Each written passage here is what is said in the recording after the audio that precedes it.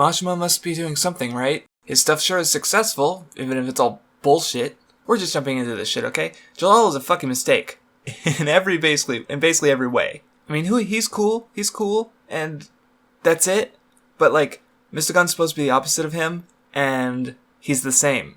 They're the same character, because Mashima doesn't want to cheapen him in any way. He's gotta be the coolest guy. He's gotta be the toughest guy. Like, during the Magic Games, Urza's weakened from doing her thing, and he comes in to save her, because only Jalal can save Urza, because Urza's the coolest girl, and Jalal's gotta be the coolest guy. But there's nothing to him. Like, when he's a villain, he's got Mashima's standard villain personality. I'm cocky and prideful and sadistic. Like 90% of his villains are exactly like that. There's no variation whatsoever. But Jalal's smarter and better than you. Ha ha ha, laughing. He's evil 'cause he's evil. Oh, but that's just because he's mind controlled. When the mind control's gone, he's a good boy. He's a sad boy. So dark and broody and troubled. He wants to die because he did bad things, kinda, even though he's mind controlled. Boo-hoo. But, so there's, like, nothing to redeem. Like, the actions he's regretting are from mind control. Ulzir made him build the Tower of Paradise because he wanted to revive Zeref, because Hades wanted to get a key to the seal, and somehow building the Tower of Paradise and doing the R system would allow him to get the key to the seal. We never see the keys to the seal, any of them, because they were made to awaken Zeref, who wasn't actually sleeping. So all the amnesia and mind control and angst and all the characters, like the whole Tower of Paradise backstory affects Urza, Oration Seis, Kagura, I think Yukino too, because she's Angel's sister. And then of course all of her friends in the Tower of Paradise arc.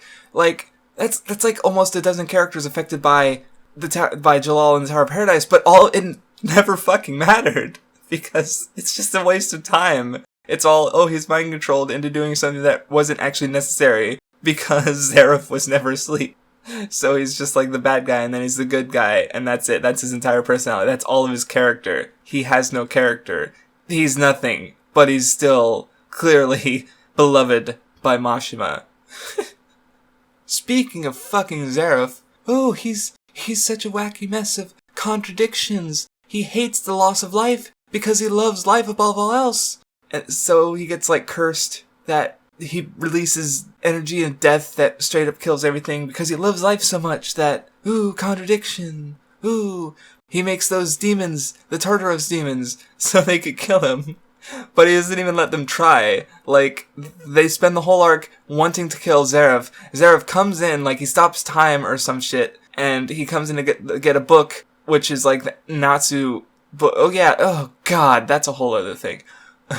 But, like, the demons just want to try and kill Zeref, but he won't let them try to kill him even though he wants to die? Like, did they fail in the past and don't remember it? Like, because, memory loss, how convenient. And, like, he hates the world. The world rejected me when he was, like, 5.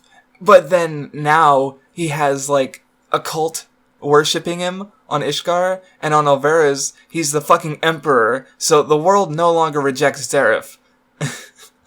But he still fucking whines about it, you can be fucking sure about that. Because, angst, it gives the character's personality, and, fuck you, Mashima.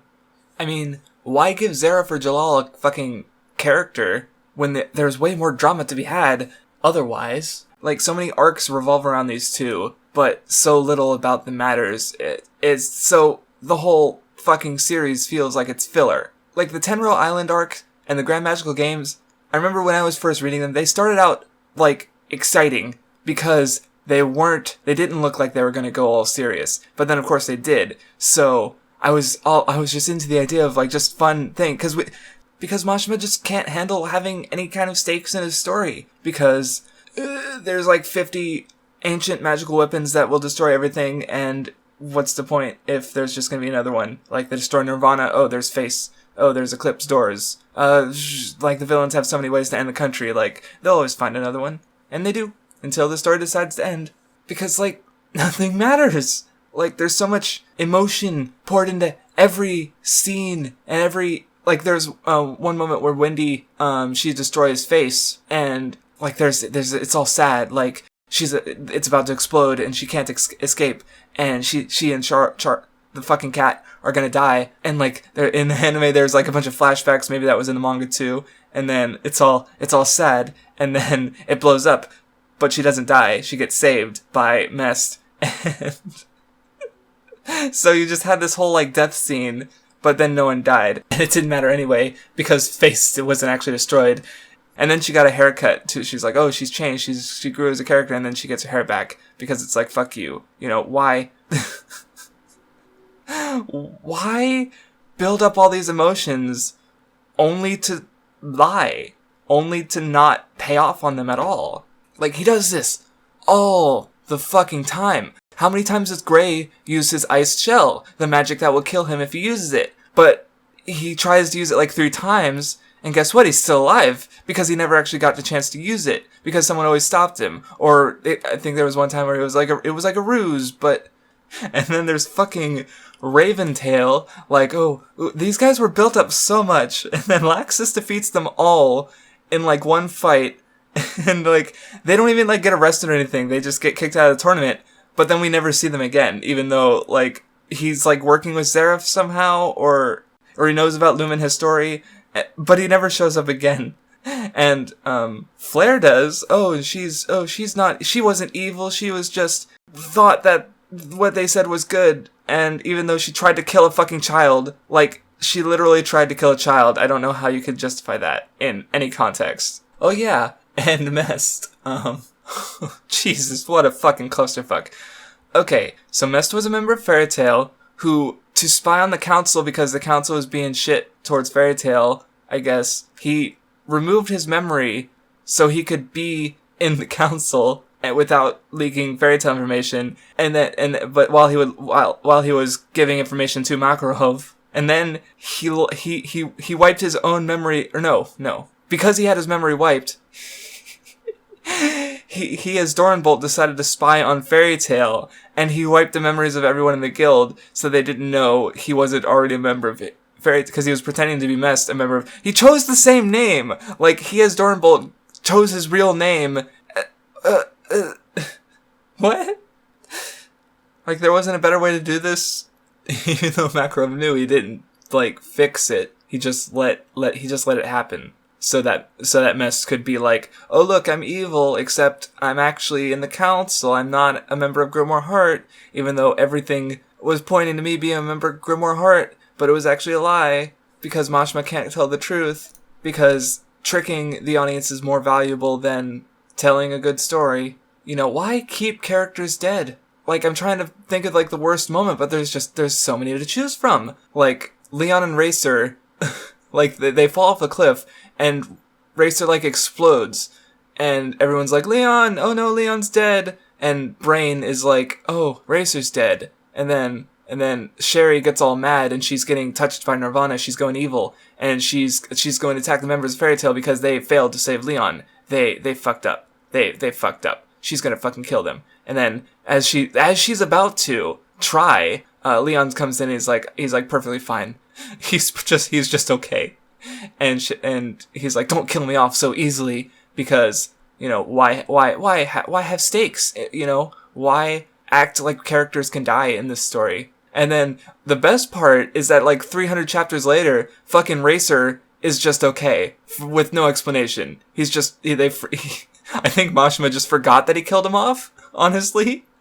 Oh yeah, and fucking Makarov, like, after fucking hundreds of chapters of constant death flags because he's the old mentor and the torch has to get passed to the next generation, so he's like, oh, he's gonna sacrifice himself against Acnologia.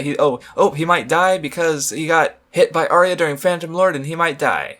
Oh, and he went to the Alvara's Empire to confront Zeref. This is definitely gonna turn out well for him, but nope, and then he sacrifices himself. He does fairy law to fuck up the Alvara's Empire, and so the next generation can go on, and then, like, 20 chapters later, I just woke up from a dream. Like, he's okay. Everything's fine. I can't help but find it funny, but the story is popular.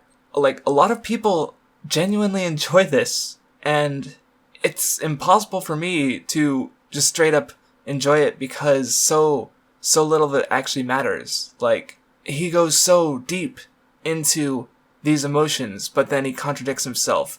You know, a character will die, but then not really. Like, the characters will actually die, like Simon and, like, a bunch of Magic Council members die, and this is actually important for the setting because, like, the council getting fucked it has to do with face, of course, but, like, there's no emotions at all because, like, no character who actually mattered dies, even though these are the only deaths that stick in the entire series. But this video could go on forever, honestly. I could just go through chapters and just point out, oh, look, there's a contradiction. Is it ever gonna...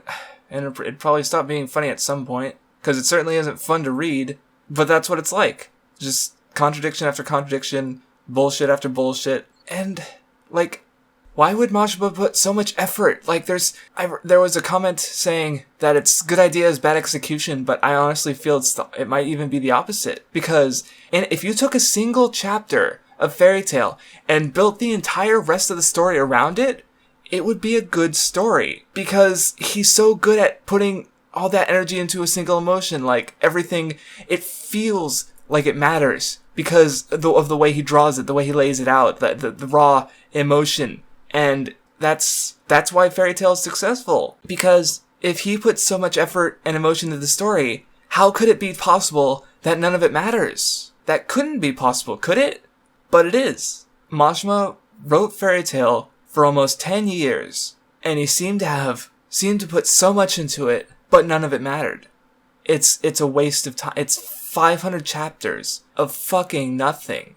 Because he tried so hard to make everything matter, he made none of it matter.